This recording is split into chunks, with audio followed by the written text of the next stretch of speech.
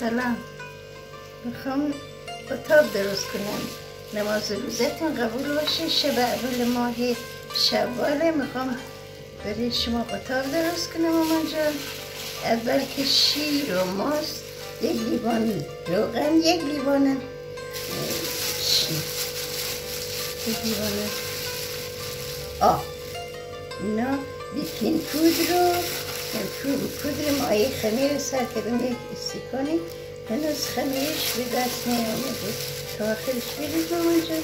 یکم بودش کیسه روغن آب شده نمید.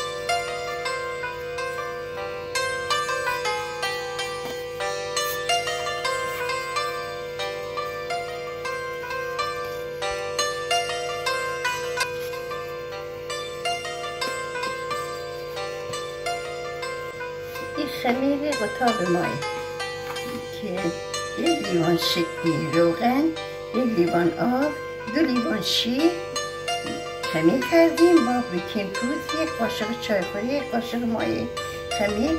حالا دیگه ورزش میدیم تا وقتی دیگه الان خمیرش دیگه خوبه. میخوام تو ظرف بذارم تا 1 نیم ساعتی برم بادومو بشکنم، پودر بادوم و شکر برای بسیدش وقت درست کنم و نوشی جان کنیم. برو حالا بوتاز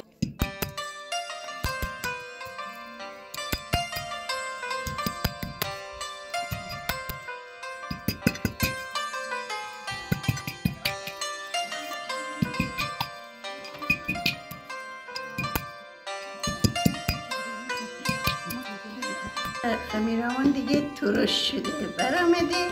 میخوام حالا بردنه کنیم، به قول ما زواله کنیم. حالا بردنه صافش کنیم که میخوام